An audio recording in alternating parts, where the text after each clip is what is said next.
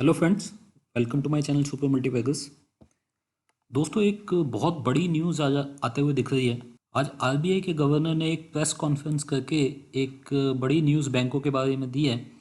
ये न्यूज़ आप लोगों के लिए जाननी ज़रूरी है। अगर आप लोगों के पास बैंकिंग स्टॉक हैं या एक भी बैंक शेयर अगर आपके पास है, तो आपको ये समझना पड़ेगा कि इस न्यूज़ से कितना इफ़ेक्ट इन शेयर्स को पड़ेगा और किस तरीके की परफॉर्मेंस आपको बैंकिंग स्टॉक देंगे अगले 3 से 4 महीने के अंदर। ये जो न्यूज़ है ये डायरेक्ट इम्पैक्ट कर रही है। तो इसलिए आपको एक चीज़ तो क्लियर है कि ये जो न्यूज़ है ये अगले 3 से 4 महीने के अंदर लगातार आपको आपके बैंकिंग स्टॉक के लिए इफ़ेक्ट करती रहेगी। अब ऐसी सिचुएशन में आपको ये जो बैंक स्टॉक आपके पास हैं, आपके पोर्टफोलियो में हैं, ये शेयर्स आपको बेचने चाहिए या फिर आपको अभी होल्ड करने चाहिए, इसके बारे में हम लोग बात करेंगे। इससे पहले मैं स्टार्ट करूं, आप लोगों से रिक्वेस्ट है कि अगर आपने ये चैनल अभी तक सब्सक्राइब नहीं किया है तो आप इसको सब्सक्राइब जरूर कर लीजिएगा। फ्यूचर में जो भी वीडियो मैं डालूंगा उस वीडियो का नोटिफिकेशन आप लोगों को पहुंच जाएगा, वो वीडियो आप लोग देख पाएंगे। तो दोस्तों, ये जो न्यूज़ है इसके दो पार्ट्स हैं और दोनों पार्ट आपको समझना ज़रूरी है, क्योंकि दोनों पार्ट से आपके जो पोर्टफोलियो है उस पर इफेक्ट पड़ेगा और इन दोनों पार्ट से पूरी इकोनॉमी के ऊपर काफ़ी बड़ा फर्क पड़ने वाला है अगले 2-3 महीने के अंदर।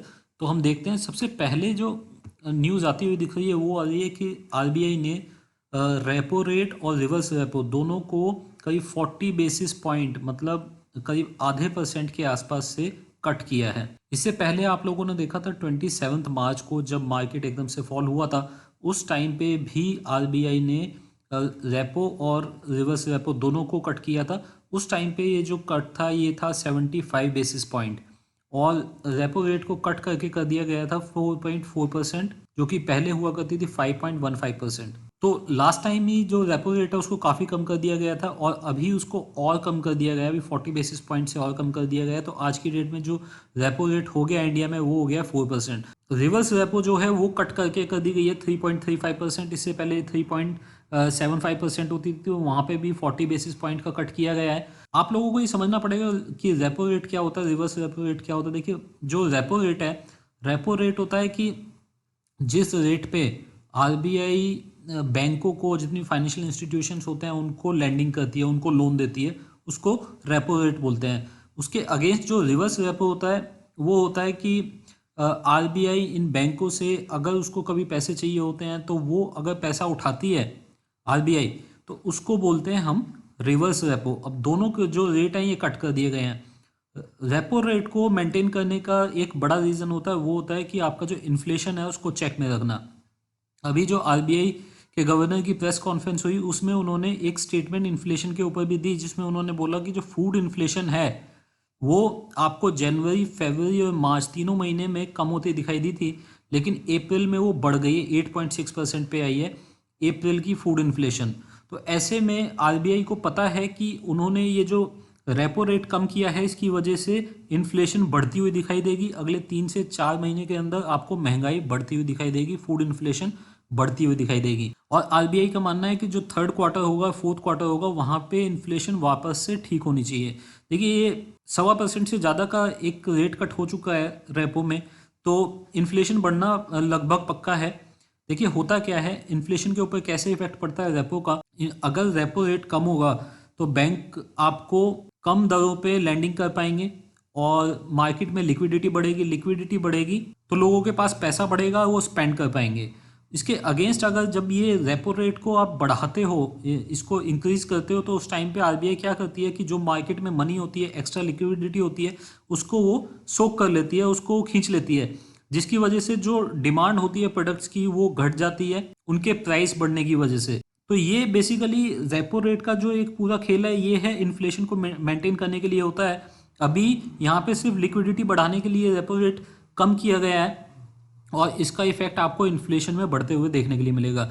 और जो नई न्यूज़ आई वो आई जीडीपी को लेकर। जीडीपी के बारे में बताया कि जीडीपी अब नेगेटिव रह सकती है फाइनेंशियल ईयर 2021 में।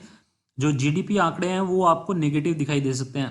देखिए, गोल्डमैन सैक ने 17 मई को एक प्रिडिक्शन की थी जिसमें उसने बताया था कि ये जो क्वार्टर है, जून क्वार्टर होगा, इसमें इंडिया की जीडीपी करीब 45% कॉन्ट्रैक्ट होते दिखाई देगी। और अगर आप पूरे साल का देखें, फाइनेंशियल ईयर 2021 का, तो वहाँ पे भी कॉन्ट्रैक्शन देखने के लिए मिलेगा जो कि 5% के आसपास का रहेगा।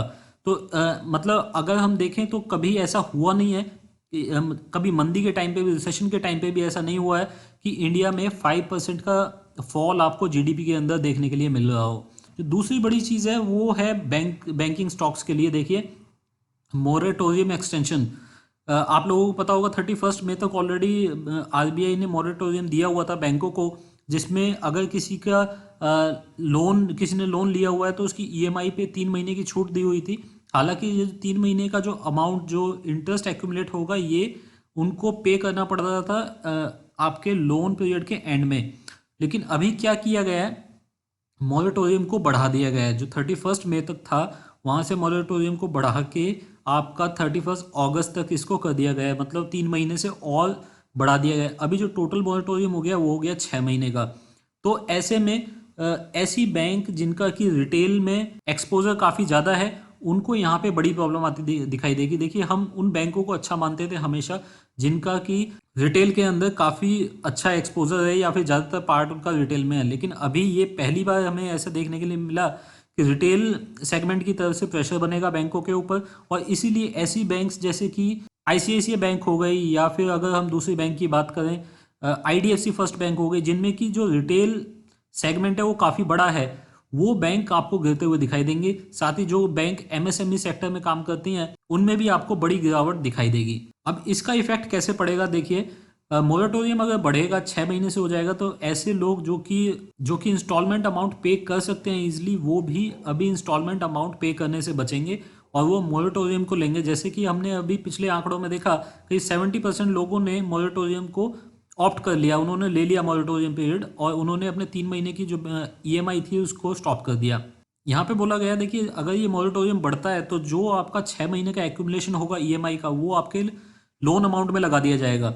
लोन अमाउंट में लगा दिया जाएगा तो बैंक उसको ऐसे ही कलेक्ट करेंगी जैसे कि वो लोन अमाउंट को कलेक्ट करती है, मतलब उनकी जो ईएमआई वगैरह होगी वो थोड़ी सी बढ़ा दी जाएगी। लेकिन जो इंस्टेंट कैश फ्लो होगा वो बैंकों को बहुत बड़ा इफेक्ट एक लगेगा और उनको काफ़ी हिट लगेगा उनकी कैश फ्लो के अंदर, और इसी वजह से आपको एक बड़ी प्रॉब्लम बैंकों के कैश फ्लो में देखने के लिए मिलेगी। ये पहली चीज़। दूसरी चीज़, यहाँ पे अगर 6 महीने तक ये लोग लोन पे नहीं करेंगे तो देखिए एक रिस्क बढ़ जाता है डिफ़ॉल्ट का रिस्क बढ़ता है, तो इन कंपनीज़ के जो एनपीए हैं वो भी बढ़ते दिखाई दे सकते हैं जब 6 महीने बाद मॉरेटोरियम ख़त्म होगा उस टाइम पे। ये है सेकंड चीज़।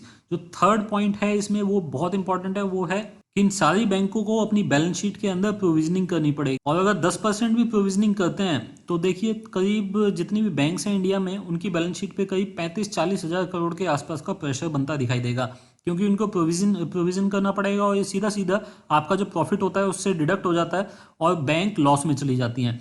तो बैंकों को काफ़ी बड़ा जो हिट है वो उनके प्रॉफिट में भी, नेट प्रॉफिट में भी लगता दिखाई देगा।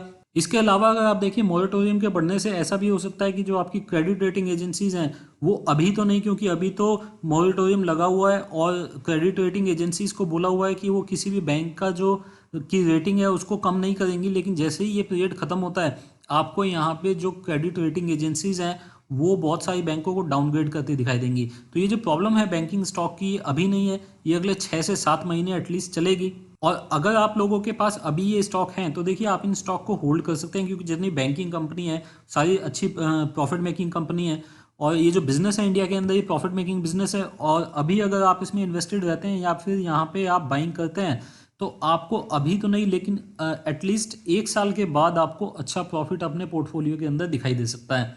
एनबीएफसी जो हैं उनसे आपको बचना चाहिए, क्योंकि वहाँ पे लिक्विडिटी इश्यूज ज़्यादा रहेंगे, आरबीआई से सपोर्ट थोड़ा कम रहेगा, और अगर कोई एडवर्स डिसीजन बाद में आरबीआई का आता है तो उसका बेनिफिट हो सकता है एनबीएफसी को ना मिले।